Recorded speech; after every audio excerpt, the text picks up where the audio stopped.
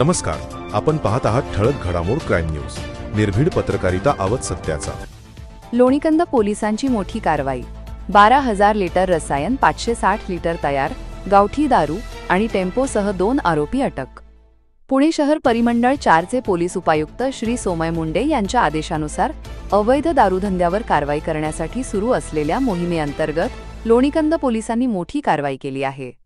पोलिसांनी दिलेल्या माहितीनुसार पोलीस हवालदार स्वप्नील जाधव यांना गुप्त बातमी मिळाल्यानंतर पोलिसांनी तुळापूर गाव हद्दीतील इंद्रायणी नदीकाठी छापा टाकला.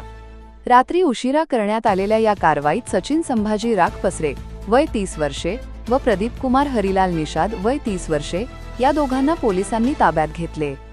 कारवाई दरम्यान पोलिसांना ठिकाणी 12,000 लिटर रसायन, 560 लिटर तयार गावठी दारू, हातभट्टीसाठी लागणारे साहित्य व वाहतुकीसाठी 4 चाकी टेम्पो असा एकूण 10,15,000 रुपयांचा मुद्देमाल हस्तगत करण्यात आला. या प्रकरणी लोणीकंद पोलीस ठाण्यात गुन्हा दाखल करण्यात आला असून आरोपींना 2 दिवसांची पोलीस कोठडी मिळाली आहे. पुढील तपास पोलीस उपनिरीक्षक अर्जुन बेंदगुडे यांच्या मार्गदर्शनाखाली सुरू आहे.